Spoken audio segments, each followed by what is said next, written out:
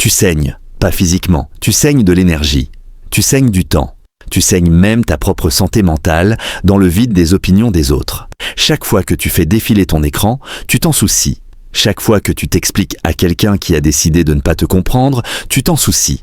Chaque fois que tu restes éveillé à 3 heures du matin à rejouer une conversation de 2018, à analyser ton ton, à te demander si tu étais trop dur ou trop bizarre, tu paies une taxe que tu ne peux pas te permettre. Tu crois que c'est normal?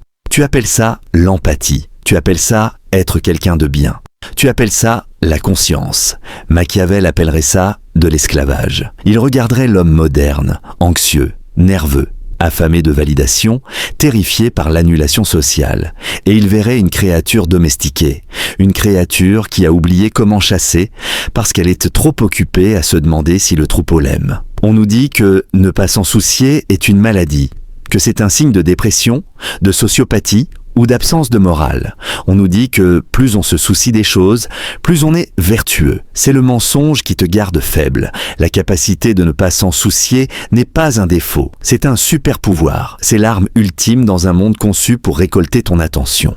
C'est la différence entre le roi et le courtisan. Le courtisan se soucie de tout, les murmures, les rumeurs, les faveurs. Le roi ne se soucie que de l'empire. Tu es ici parce que tu es fatigué, épuisé par le poids de tes propres attentes. Tu ressens une anxiété constante parce que ton cerveau te fait croire que tout est important. Ça ne l'est pas. La plupart des choses sont du bruit. La plupart des gens sont des distractions. La plupart des crises sont des illusions. Pour reprendre ta vie, tu dois apprendre l'art du détachement. Ce n'est pas devenir mauvais. Ce n'est pas devenir un monstre. C'est une économie émotionnelle. C'est appliquer la sagesse stratégique impitoyable de Nicolas Machiavel à ton monde intérieur. Je vais t'apprendre à couper les nerfs qui te relient à ce qui ne te sert pas. Je vais te montrer comment regarder le chaos et ne ressentir que de la clarté. Mais attention, une fois que tu actives cet interrupteur, tu ne peux plus revenir en arrière. Tu perdras des amis, tu éloigneras ceux qui utilisent ta faiblesse pour se sentir fort, tu deviendras invisible pour le drame qui nourrit la vie moyenne. Si tu es prêt à arrêter de saigner, écoute. Pourquoi tu t'en soucies autant ? Pourquoi un commentaire méchant d'un inconnu gâche ta journée? Pourquoi la désapprobation d'un parent avec qui tu n'es même pas d'accord te paralyse? Parce que tu es biologiquement programmé. Pendant 200 000 ans, les humains vivaient en tribus de 50 à 150 personnes. Dans cet environnement, se soucier des autres, c'était survivre. Si la tribu te rejetait, tu ne devenais pas juste triste, tu mourais. Ton cerveau a donc évolué pour traiter le rejet social comme une menace de mort. Quelqu'un ignore ton message et ton cerveau primitif crie « exil, danger, mort ». Mais tu ne vis plus dans une tribu de 50 personnes. Tu vis dans un monde de milliards. Tu fonctionnes avec un logiciel de l'âge de pierre dans une réalité futuriste. Tu traites un mail froid comme un prédateur, tu traites un ratio sur les réseaux comme une famine. Tu épuises ton corps pour des choses qui ne peuvent pas réellement te détruire. Machiavel comprenait cette fragilité humaine. Il disait que les hommes sont ingrats, changeants, faux, lâches et avides. Pas pour être méchants, pour être précis. Les gens sont gouvernés par la peur de perdre leur position. Ils se transforment, ils s'excusent sans raison. Ils disent oui quand ils veulent crier non. Ils sont des marionnettes de leur anxiété biologique. Le premier pas, pour ne plus s'en soucier, c'est comprendre que tes émotions mentent. Cette boule dans ta poitrine, ce n'est pas de l'intuition. C'est un bug. Ce besoin de t'expliquer, ce n'est pas de l'intégrité. C'est un réflexe de survie d'un monde qui n'existe plus. Tu dois voir tes émotions non comme des ordres, mais comme des suggestions, et souvent de mauvaises suggestions. Quand tu ressens l'envie de t'inquiéter, de réparer, de plaire, pause. Observe cette impulsion comme un scientifique regarde un virus au microscope. Intéressant ? Mon cerveau pense que je suis en danger, mais je suis juste en réunion. C'est la première coupure. Il existe une histoire d'un roi ancien insulté sur une place publique. Un paysan criait, jetait de la boue, traitait le roi de tyran et de voleur. Les gardes dégainèrent leurs armes. Le roi leva la main. Il ne regarda pas le paysan. Il continua de marcher. Plus tard, un garde demanda « Pourquoi l'avoir laissé ?» Le roi répondit « Si je m'arrête pour frapper chaque chien qui aboie, je n'arriverai jamais à destination. » Le lion ne se soucie pas de l'opinion des moutons. Quand tu réagis, tu valides. Quand tu valides, tu donnes du pouvoir. L'art de ne pas s'en soucier est un art de soustraction.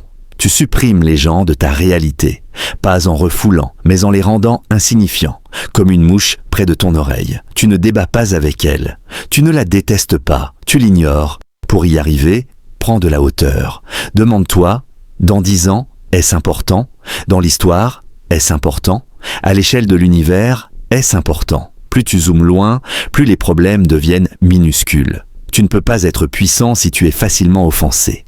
La prochaine fois qu'on te provoque, ne fais rien, regarde, cligne lentement, retourne à ton travail. Le vide fait peur aux gens. Tu conserves ton énergie, tu conserves ta paix, tu gagnes sans combattre.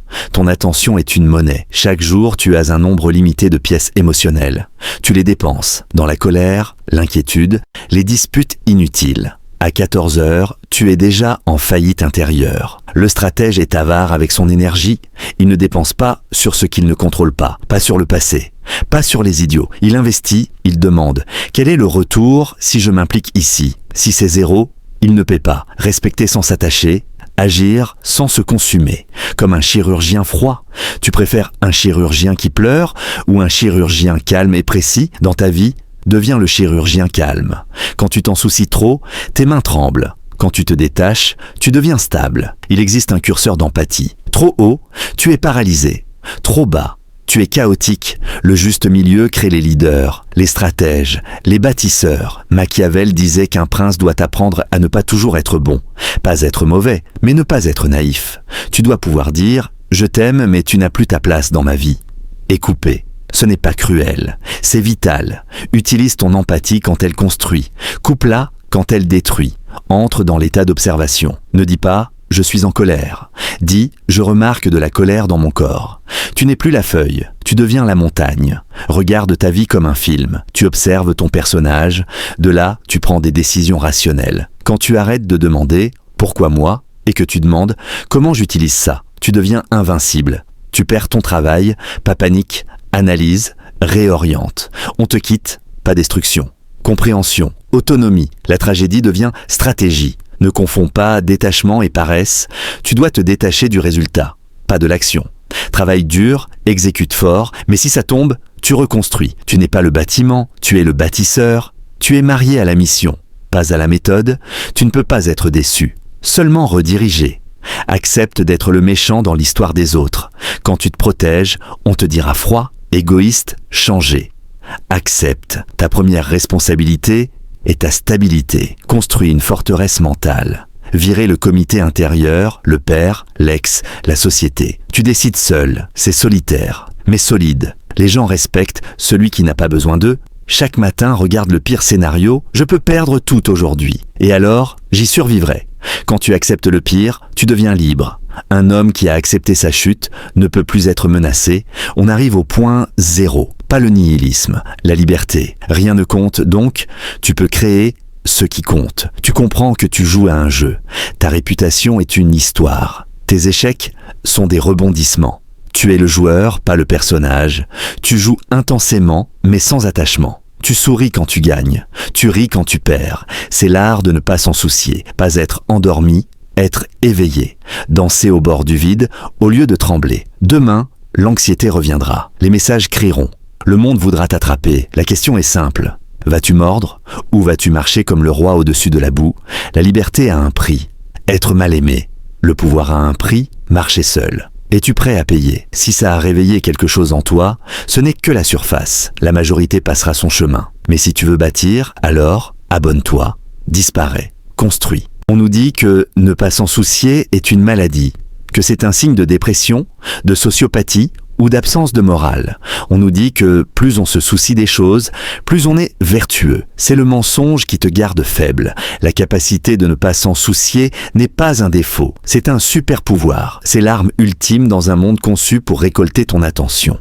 C'est la différence entre le roi et le courtisan. Le courtisan se soucie de tout, les murmures, les rumeurs, les faveurs. Le roi ne se soucie que de l'empire. Tu es ici parce que tu es fatigué, épuisé par le poids de tes propres attentes. Tu ressens une anxiété constante parce que ton cerveau te fait croire que tout est important. Ça ne l'est pas. La plupart des choses sont du bruit. La plupart des gens sont des distractions. La plupart des crises sont des illusions. Pour reprendre ta vie, tu dois apprendre l'art du détachement. Ce n'est pas devenir mauvais. Ce n'est pas devenir un monstre. C'est une économie émotionnelle. C'est appliquer la sagesse stratégique impitoyable de Nicolas Machiavel à ton monde intérieur. Je vais t'apprendre à couper les nerfs qui te relient à ce qui ne te sert pas. Je vais te montrer comment regarder le chaos et ne ressentir que de la clarté. Mais attention, une fois que tu actives cet interrupteur, tu ne peux plus revenir en arrière. Tu perdras des amis, tu éloigneras ceux qui utilisent ta faiblesse pour se sentir fort, tu deviendras invisible pour le drame qui nourrit la vie moyenne. Si tu es prêt à arrêter de saigner, écoute. Pourquoi tu t'en soucies autant ? Pourquoi un commentaire méchant d'un inconnu gâche ta journée ? Pourquoi la désapprobation d'un parent avec qui tu n'es même pas d'accord te paralyse ? Parce que tu es biologiquement programmé. Pendant 200 000 ans, les humains vivaient en tribus de 50 à 150 personnes. Dans cet environnement, se soucier des autres, c'était survivre. Si la tribu te rejetait, tu ne devenais pas juste triste, tu mourais. Ton cerveau a donc évolué pour traiter le rejet social comme une menace de mort. Quelqu'un ignore ton message et ton cerveau primitif crie « exil, danger, mort ». Mais tu ne vis plus dans une tribu de 50 personnes. Tu vis dans un monde de milliards. Tu fonctionnes avec un logiciel de l'âge de pierre dans une réalité futuriste.